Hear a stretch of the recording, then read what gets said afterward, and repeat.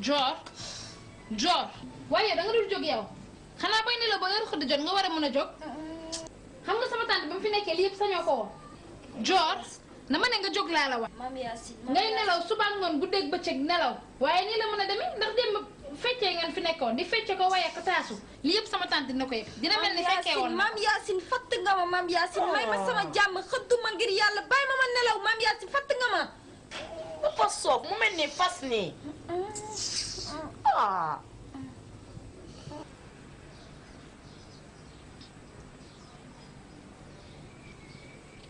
ma jóg sax man balaa ñëw salaatu dem julli jàpp dem julli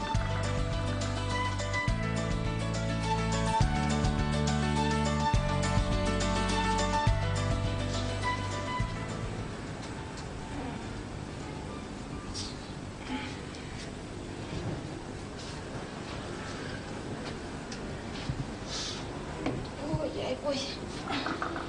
Sama dia kata di motor, man maam Yacine ban genre nit la.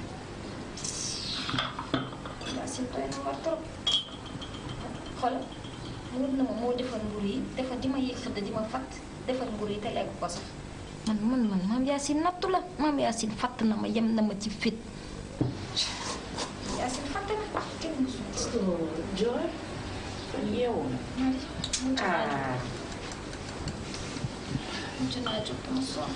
ñoo guddee di fecc di tàccu. nit ñi di ñëw ko génn ñun.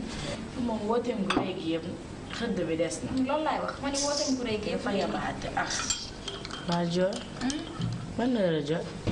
ah xoolal ban heure jot. yow est-ce que ñun dinañ am xëdd xaaral ma xool. yow presque 7 heures di 7 heures moins 10. 7 heures moins 10. ah 7 heures moins 10 garaawul parce que man xam nga duma topp jàkk bi. jàkku Kër Massar bi.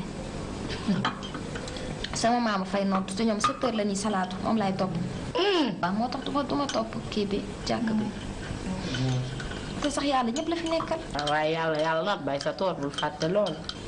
waaw waxuma dëgg.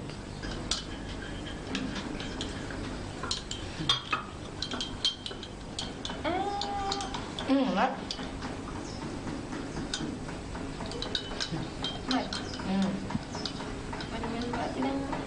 dinañ am xool. ah danga naan yow man naanaguma de yaa naan. waaw Marie man maa naan ma yow danga defar sa taas def sa café def ci sa suukar.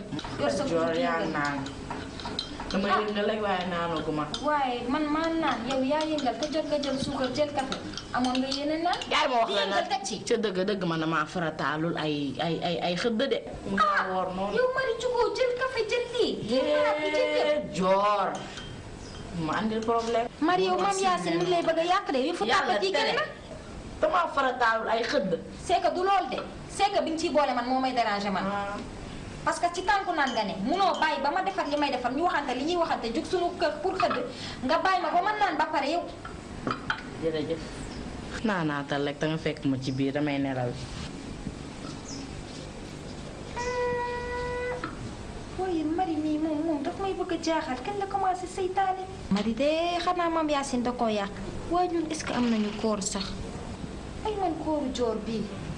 waaye day yomb trop ci duma ko bàyyi noonu di naan wala mu lekk ci mbur bi par force dinaa góox ci lii te du lekk mburu loolu la ñuy seet ko xol mburu bi ana nga di nga ko lekk di nga ko lekk pour la ma koy lekk di nga ko lekk la xam du ma